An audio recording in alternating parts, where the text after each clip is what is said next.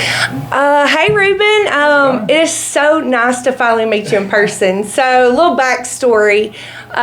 Here at Good Faith, I don't remember. Tell us, how did you hear about us initially? So, I heard about you the good old-fashioned way, and that was not too old-fashioned, but picked up Google, looked up property managers in the area, and I think I must have called 20 or so property managers. And, well, first off, I think the initial conversation we had was good.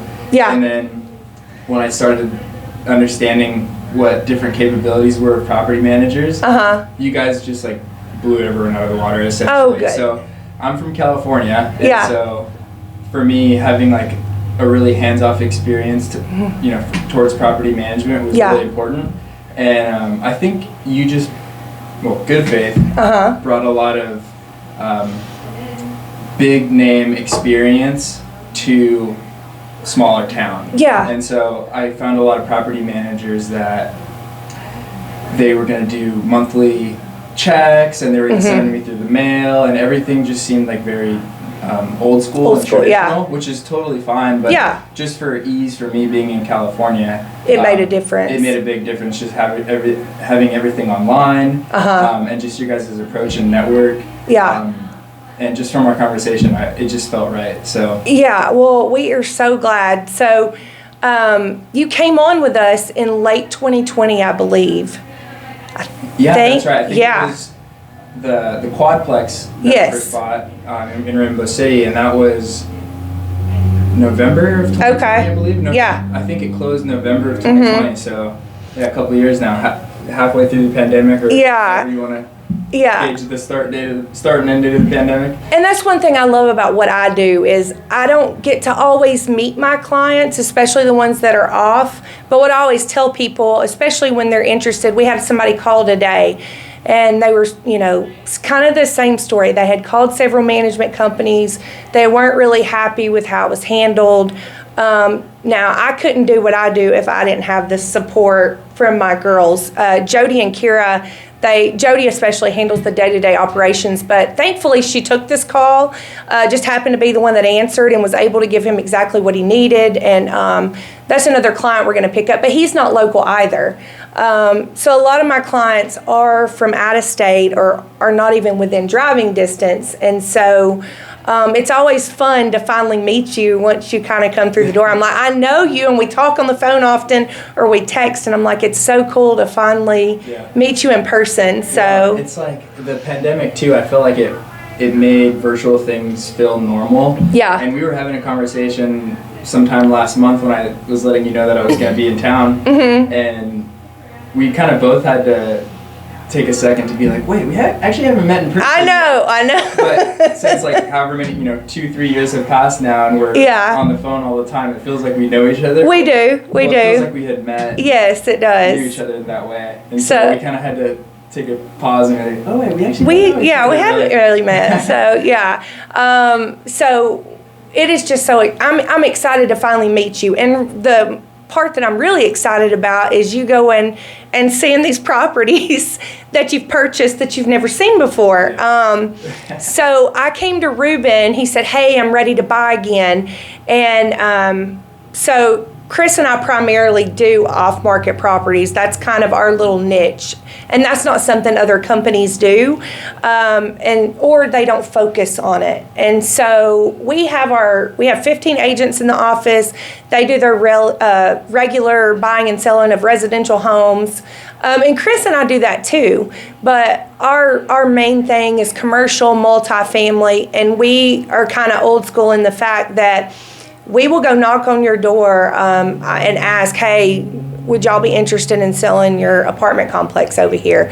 And you'd be surprised at how well that has worked for us, because people just don't do it anymore. They call, and if they can't get you, okay, talk to them. I mean, I didn't reach them. And Chris and I are pretty persistent about that, because we get clients like you. Hey, I'm ready to buy. You trust us. We know what your buying criteria is. Everybody's buying criteria is different. And so we may come across deals, and when I run numbers, I'm like, nope, that won't work for Ruben, it won't work for Mark, but it might work for Dietrich. Mm-hmm. And so we kind of have it laid out that way. So we're not wasting your time on a property that, you may not be interested in. So I came to him last year, the end of last year, kind of towards the end, and said, hey, I came across a 6-unit. And Ruben will tell you, I have been kicking myself in the ass for not buying this property. Like, when I tell you, it is just, I'm so excited for him to see it. So this property had been owned by the same owner for quite some time. It had caught fire, and they literally rebuilt from the ground up. But at this point now they have firewalls in, and it didn't burn completely. I shouldn't have said that. There was a substantial amount of damage. And the previous owner, he didn't play. He was not one that kind of patched things together. He did all new electrical, all new plumbing, new roof. It's already a brick building. Most of the AC units were new. Well, they were all within 5 years old. And when we're looking at a property, the first thing Chris and I do is kind of dissect it. What's the age of the HVAC units? What's the age of the roof? Because those are big ticket items that could take away from your cash flow if something substantial happened. And as someone who's multiple states away, yes, the potential headache, yes, burden that's associated with that, Yes, and so he got a 6-unit property, 2-bedroom, 1 bath. It sits right next to the Anniston Country Club, and like I said, everything in it's like brand new. So 2-bed, 1 bath. They're about almost 900 square feet, and they've. Another thing I should mention is, so when we took these on and we were running numbers, we're like, it'll work. You will cash flow, but not a lot at the current rents, because this owner, he would get a good tenant in there, and then he was scared to raise rents. What I always told him was, no matter what, they can't go rent an apartment for what they're paying now, so they're going to renew. And if they don't, we can rent it right away. And I think we've had 1 move out, and with the 1 move out, it was rented right away. And so we've really had good luck with this property. It looks good, and curb appeal's a huge thing. I come from a background where I managed. We'd have 300 units at one location, and then I may have another property with 200 units. Properties like that, you can really up the curb appeal, making sure it has a swimming pool and making sure it has a workout room. Alabama's a little different from that. Now, if you go an hour east of here, west of here, you're going to run into Birmingham, and they are a city that's with larger apartment complexes. Here in Calhoun County and Etowah County, it's more of like 6 units here, 10 units here, maybe 20 units. Which that's actually good for me at this stage in my investing journey. Yes. I'm not ready to go buy the 50 plus units. Me neither. So the 4s, 6s, 8s, that's kind of my sweet spot right now. Yeah. So that's actually been a good strategy for me so far. I agree. And I would say, I think that's one mistake a lot of investors make is they come in, they jump in, and they take something on that they're not really so prepared for. As you know, maintenance can happen at any time. We had the water issue with the pipe busting at Doc Prince. What was that, like $2,500 or maybe more than that? $3,900. So, and if something like that happened at a larger complex, there's no telling what it would have been. And so it's been nice to be able to kind of help you walk through that process. But I'm always learning too. It's been a very good experience for us. And like I said, we deal with a lot of different owners. Some of them have become our closest friends. It's kind of crazy because we meet in real estate, and before you know it, we're going out and I know their family or whoever it is. So it's just kind of fun for it to be more of a personal thing. And what I've always told how I've handled things, and Chris I know is the same way, and what I've taught my girls we are to handle this property as if it were your own. Like, would you let somebody live there if you go in and do an inspection and they're not doing right? No, you would give them a notice, clean up or go. And we kind of have a no tolerance for any kind of Yeah. BS, so you could say. I can really feel that working with you. So I have some other properties that are outside of your range, and you hear it all the time. Vacancy is a cash flow killer, and having a good property manager is crucial. And I don't know, as you're, especially someone who's investing out of state, as you're reading a book about it or you hear it on a podcast, it doesn't really hit home until you experience it. Right. And at one of my other properties, we did have a property manager change, and it was night and day difference. Yeah. And not in the best way. We had a vacancy for 3 months. The person who did move in wasn't the most qualified. Right. And it changes from passive to active in a lot of ways. And Absolutely. So having someone, taking care of your properties and making sure that they're caring for it in ways that they would care for their own property is critical. Absolutely. And I think another cool thing is because we are a smaller, we live in an area, for those of you that don't know, it's not like living in an Atlanta or a Birmingham or whatever it may be. It is a smaller. So whatever properties we do find, whether it be active on the market or off market, is making sure that it's the right fit for you. Let me give you an example. So we have a guy out of New Jersey. We've managed for him now. I used to work for a property management company, although I've done this over 20 years now. And I decided it was time to go out on my own. And that's when Chris and I kind of got together and said, hey, we're going to open up Good Faith, because we found that we weren't able. There were some times I weren't able to lay my head down at night and feel comfortable about things that were handled with our owners. And I thought, enough is enough. And Chris felt that way as well. And so we opened Good Faith. And it really worked out for not only our owners, but for our tenants. And we had a lot of tenants that followed us when I left that company. But I was managing for a guy at my old company. And he's from New Jersey. Again, never met him. And when he came on with the old company, he wanted a conference call once a week. And he wanted an update, and he wanted this. And I was like, okay. Well, at the time, I wasn't handling that. I wasn't the owner of that company. So anyway, I said, hey, I'm leaving. Well, he said, I'm going with you. I said, okay. Well, he comes to us and he said, hey, we're going to do the same thing. We're going to do a weekly call, make sure, we're all on the same page. I said, no problem. And we did that about 3 months. And he said, this is unnecessary. Like, I know you've got it handled. And for me, I was so thankful, like, okay, as long as I'm handling things right, especially for these out-of-state people that can't have their feet on the ground or actually see what their property looks like, that was big for me. Making sure you guys are well taken care of is our main priority. Another thing I would say that you guys are about the same is if the property has to sit a little longer than expected, that's okay to get a qualified tenant in there. We've had several applications on properties. Jody's in the background, by the way, but Jody at Doc Prince, we had, I think the one property sat for, it was a couple months, and couple months or so. And I was in panic mode, like, hey, we got to get this rented. And every single application, eviction, or they had a bankruptcy, or they had their car repossessed, or whatever it was, making sure we get the right tenant in there is so important. Now, I have an owner locally. We do the same thing with him. He kind of got in a panic mode. He finished the property in October, which is the worst time of the year for property management, because it's before in like the summertime. Yeah, so our season really picks up from March, and we are wide open until about end of September.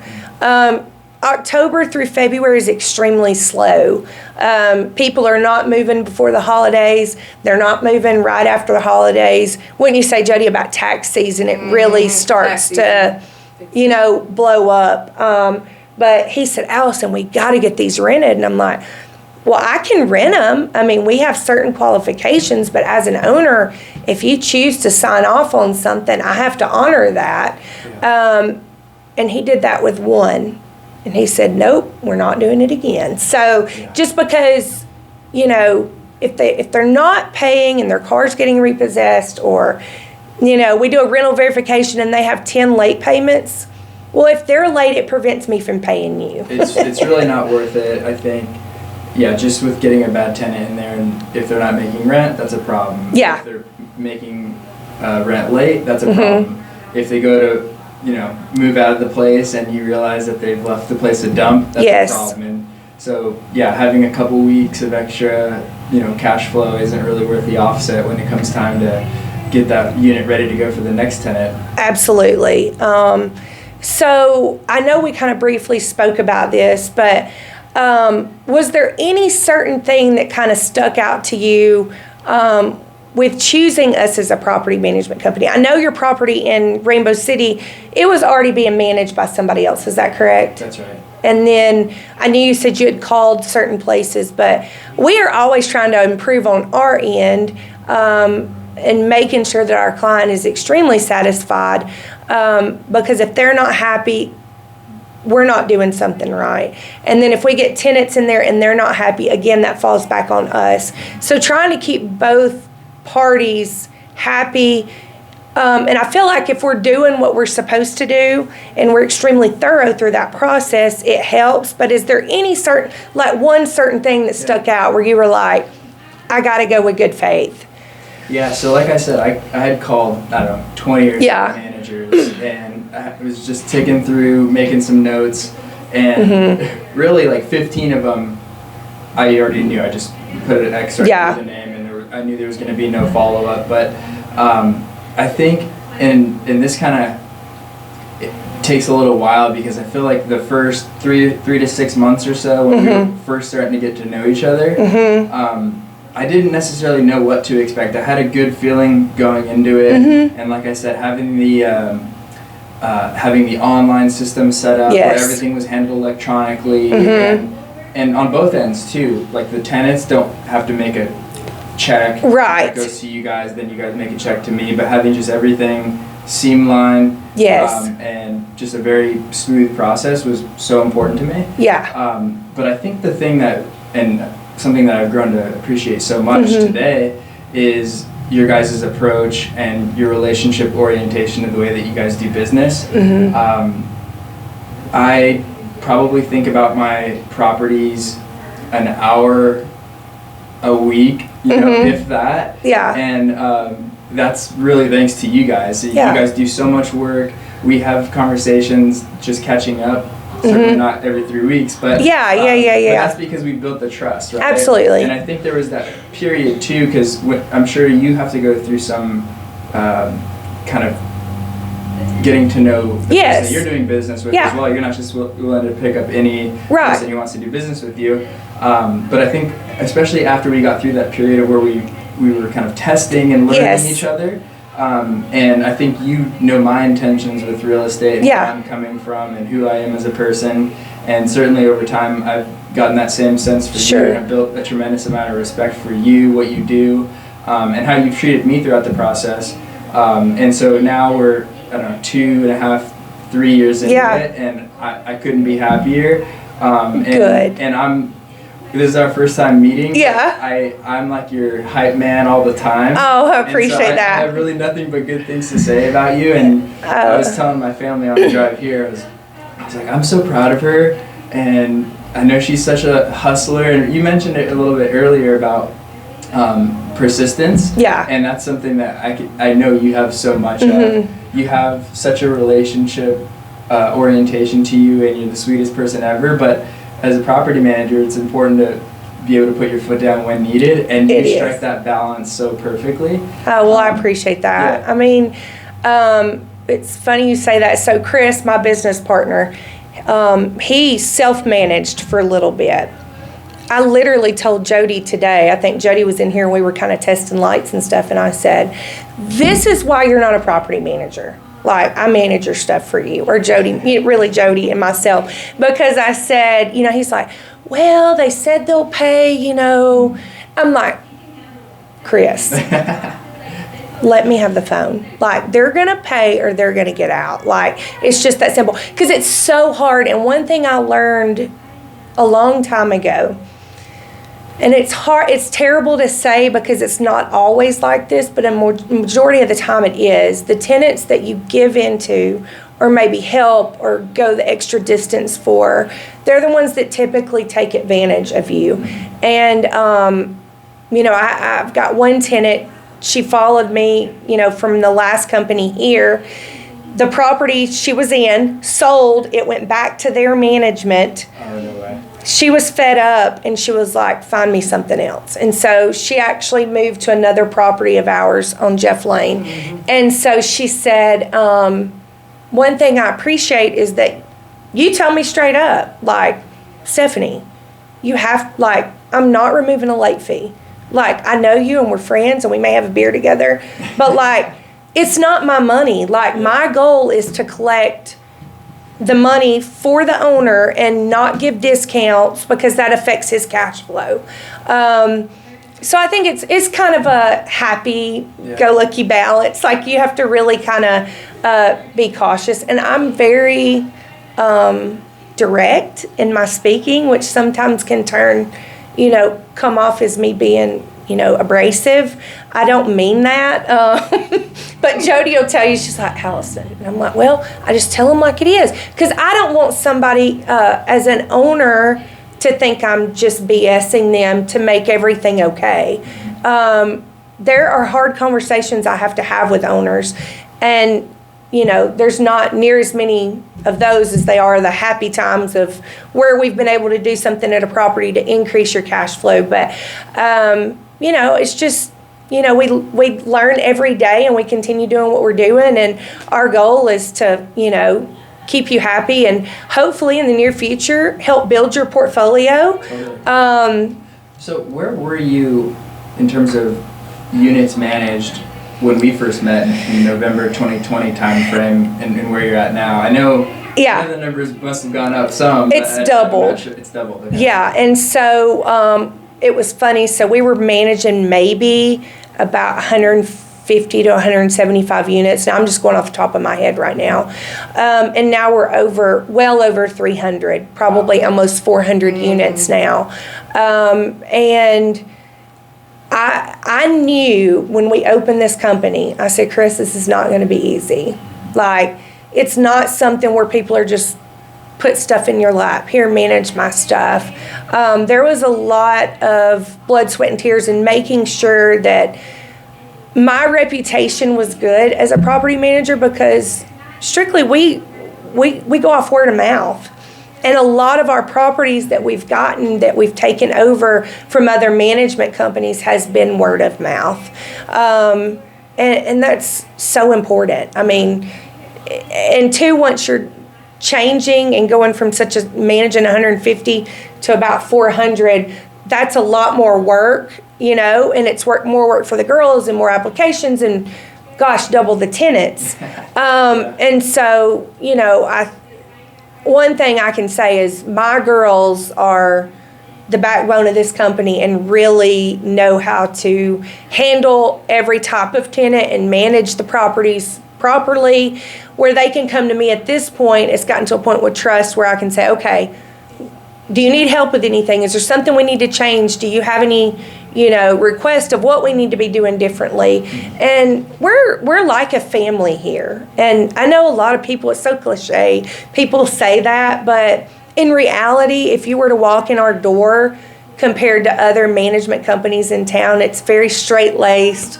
Like, we're a young company and we want people to know that we're, it's a fun environment when you walk in. Well, I always give this example, and it's so impressive because I didn't know that you had doubled in size, but I knew that there was some serious growth going on. Just with, I know you guys had you changed accounting software. Yes. And yes. The team's been building out more. Yes. And I know you've been working with occasionally there'll be a new name that I haven't heard of. Now, of course, get to know them, but I knew you guys were growing, but every year around Christmas time when I call you and say, hey, I was wondering if you'd be able to help deliver some some pies for the holidays, and every year your team helps out, and so I'm just waiting for the year that I call and you're like, sorry man, we're too big, we can't do that anymore. I'll be honest with you, something like that I would never turn down.